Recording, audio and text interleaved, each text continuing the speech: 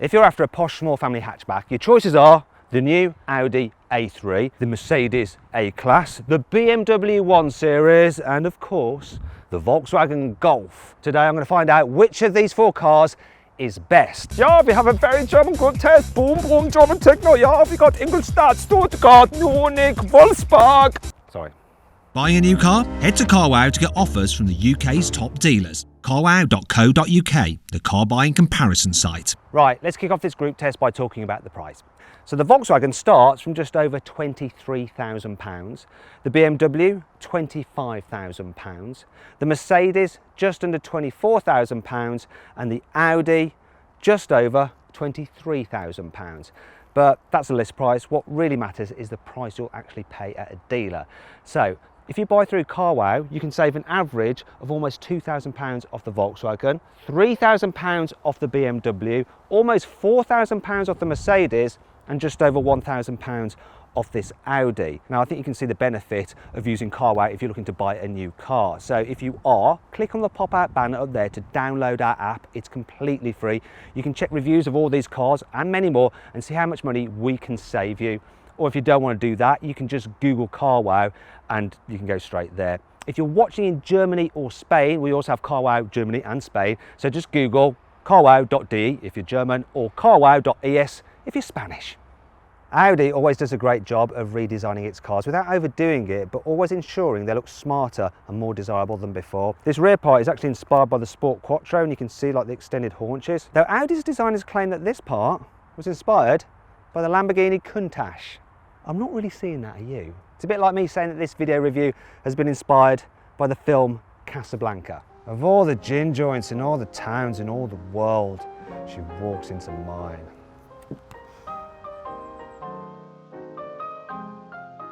The BMW 1 Series is certainly no Ingrid Bergman. It's all down to that grille. It looks like it's having some severe dental work done. Everyone actually goes on about the size of BMW's latest grilles, but they're way smaller than Audi's. It's just that Audi manages to do grilles a lot better. In fact, I'd rather go to Audi's house for a barbecue than BMW's. As you move down the side of the car, it looks a bit better, though it's still a bit meh. Whereas around the back, it's very, very smart. I like the rear end. In fact, this car is a case of nice arse, shame about the face.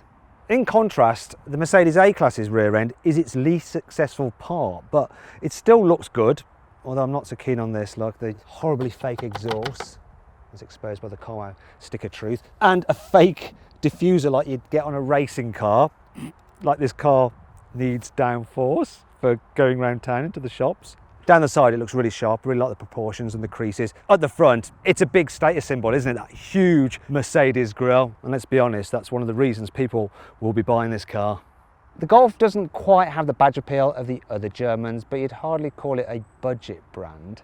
Also, it's a reasonably smart looking car. It always has been, and because I haven't changed it that much over the years, it probably always will be. I'm not so sure about this colour paint and that new face either. It's sort of like the car's got a migraine. It's going, oh, I've got a splitting headache.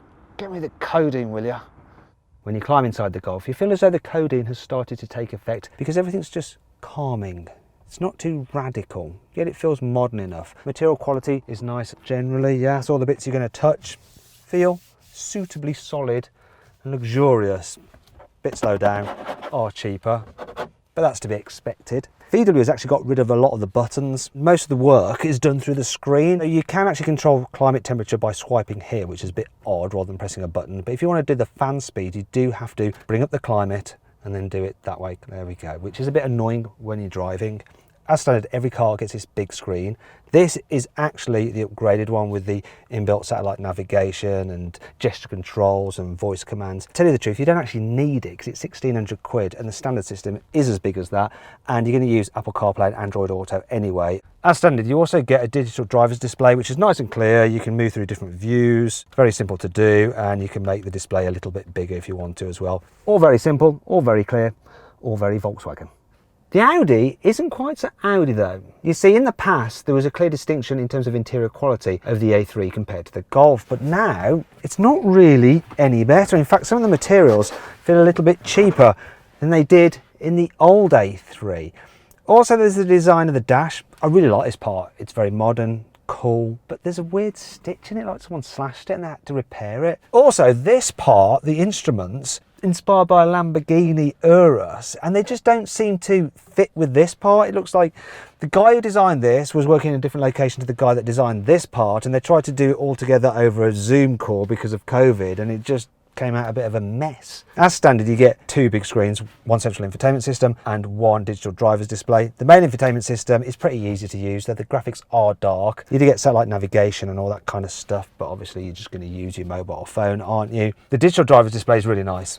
It's nicer than the one in the Golf, and you can actually upgrade it to a bigger widescreen version, but you don't really need to because the standard setup is pretty clear, and once again you can change the views. Oh look, we've got Google Maps here. Yeah, I like that. I think Audi does the best digital driver's display.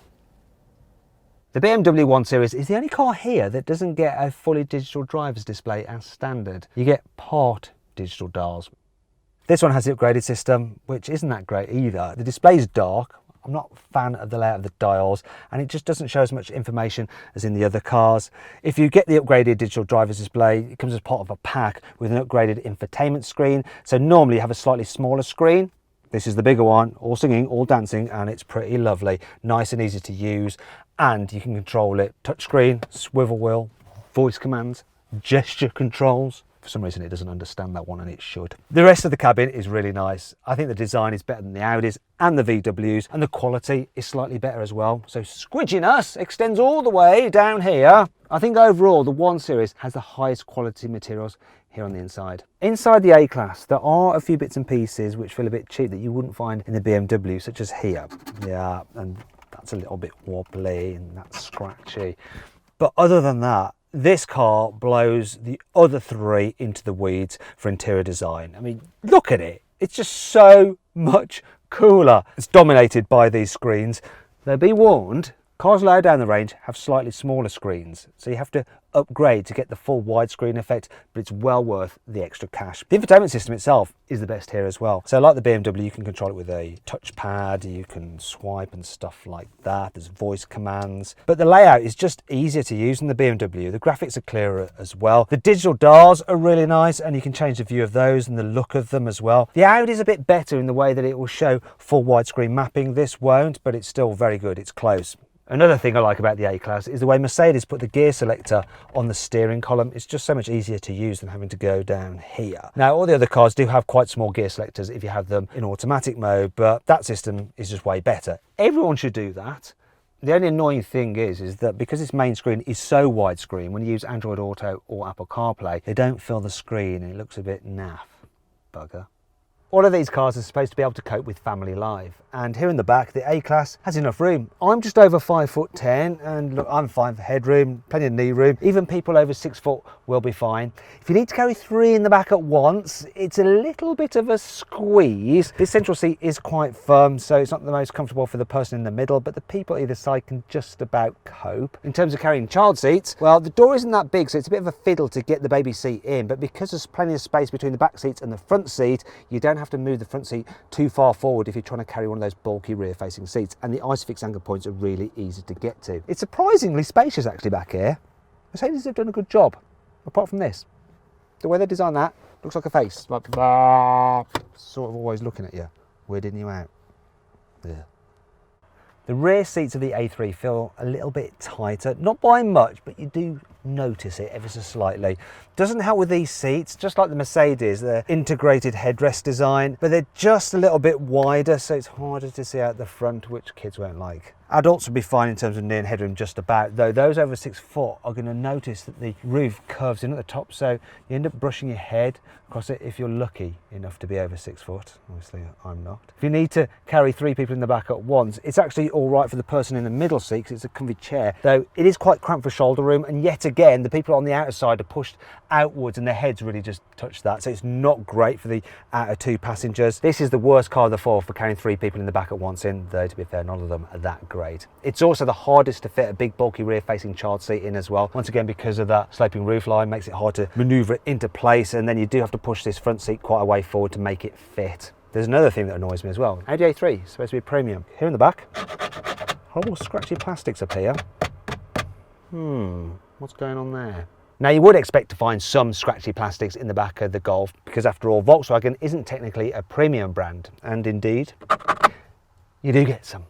You also get loads of space, decent knee room, decent headroom. That boxy shape really does help. People over 6 foot will be fine back here. And if you carry 3 abreast in the back, even those on the outer seats won't have their heads pushing up against the roof. Now, the person in the middle might feel a little bit squished because this car's body isn't exactly the widest. It's about the same as the Audi's. It's just that generally overall there is a bit more space in here. Also, it has the biggest rear windows, so kids will like that. So it does feel lighter in here. I also like this particular feature, these little extra pockets for your mobile phone.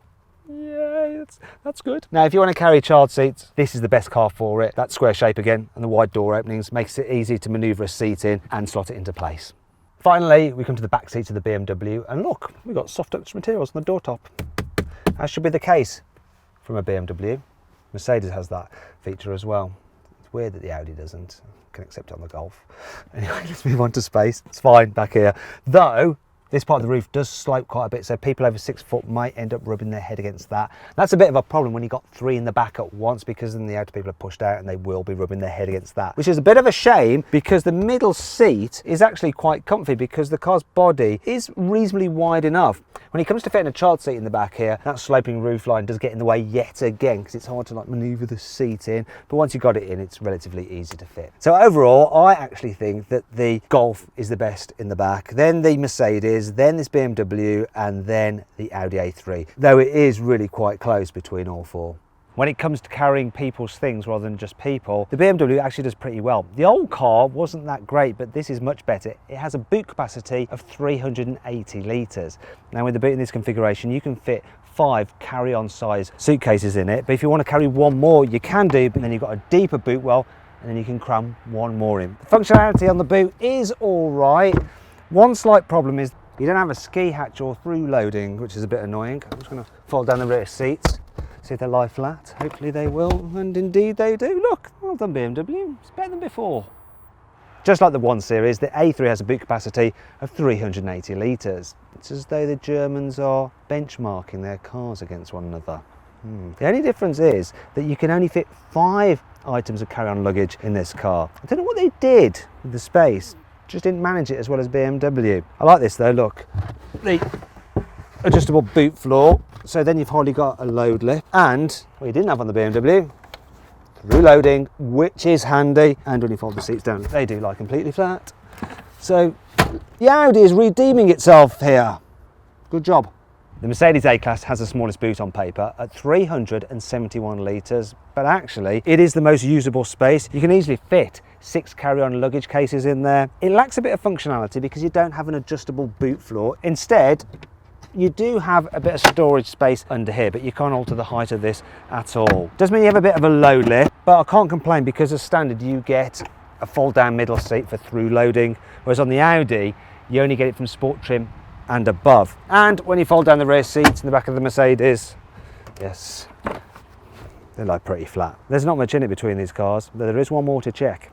Finally then, the Golf. So it wins the boot capacity contest at 381 litres, so 1 litre more than the BMW and the Audi. And does it make good use of that 1 litre? No, not really, because even with the forced floor in its lowest configuration, you can still only fit 5 items of carry-on luggage in the car. It's due to the shape. It's frustrating really. When you lift this up, look, there we go, you do reduce the amount of load to lift stuff over. If you need to carry longer items than 2 people either side, you have an old-fashioned style ski hatch, which isn't quite as practical as the full seat folding down.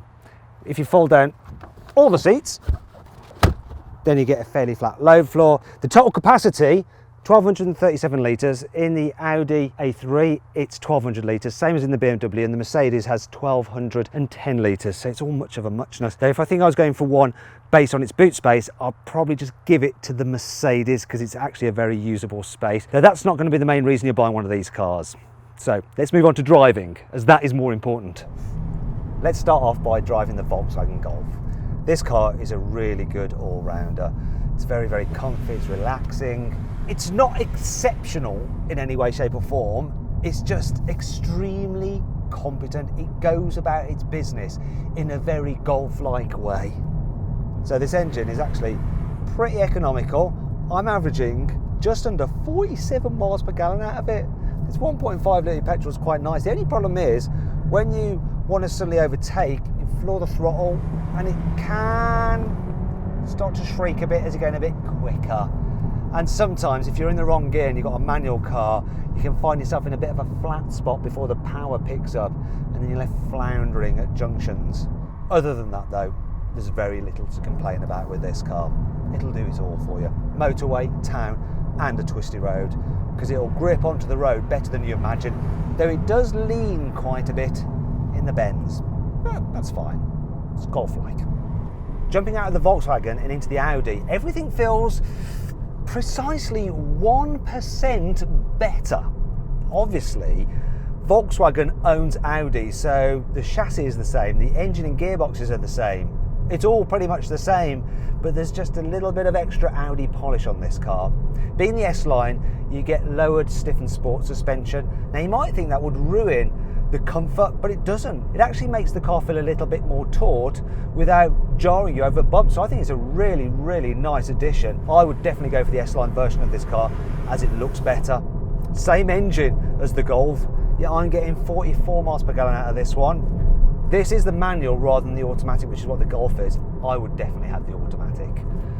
Don't want to have to change gears yourself. Once it's going, it's all right though. It's like a Golf, but like I say, it's just a bit better. The stiffened suspension does help you out when you get onto a twisty road though. It does make the car corner a little bit flatter through the bends, and as a result, it just feels a bit more sporty, a bit more fun, a bit more Audi.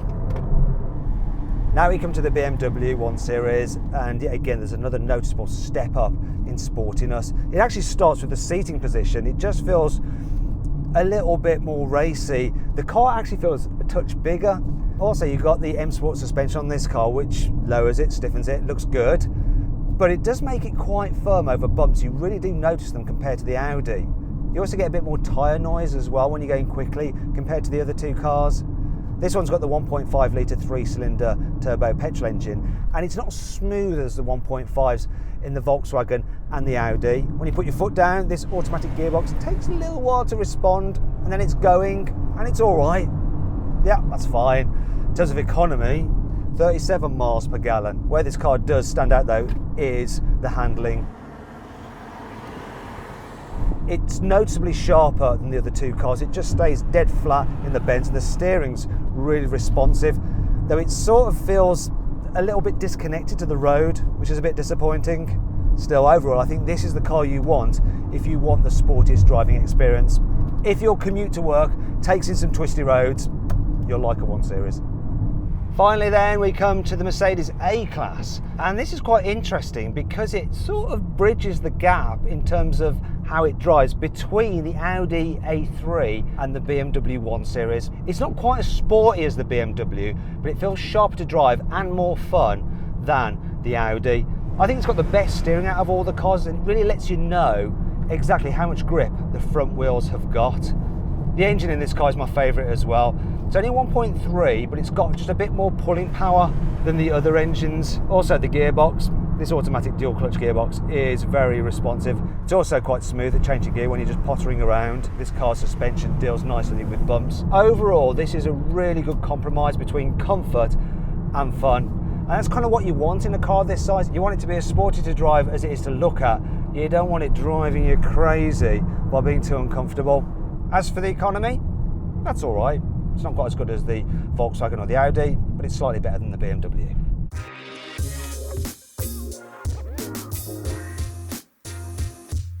So then, what's my final verdict? Well, this group test is actually so close that to decide I'm going to do something a bit silly. I'm going to run about like an idiot, nice. And wherever I stop is the car, which I think is the best overall. Where will I stop? Will I stop? Will I... No. Would it be... It could be the Golf, maybe, I don't know. Could it be the A3? No, it's this. It's the Mercedes A-Class. It is a really good all-round car. Looks great, it's got great tech, lovely inside, it's nice to drive, and when you consider the carwow discounts available, it's really good value for money. However, this is so close that depending on which car you like the look of most and the deal available at the time, it could change your opinion. So what I've done, I've configured my favourite version of the Golf, BMW, the Mercedes and the A3 and I've found out the best offers available on them through CarWow. And if you click on the pop-out banner up there, you can go to our website to see what the models are and the savings you can make on them. It could alter your decision of which car to go for. Do you agree with my verdict? Let me know in the comments section. Also, please subscribe to this channel for more videos, and if you click on the deals box to the right, you can see how much you can save on a new car at CarWow. Or click on the video windows below to watch another of my videos.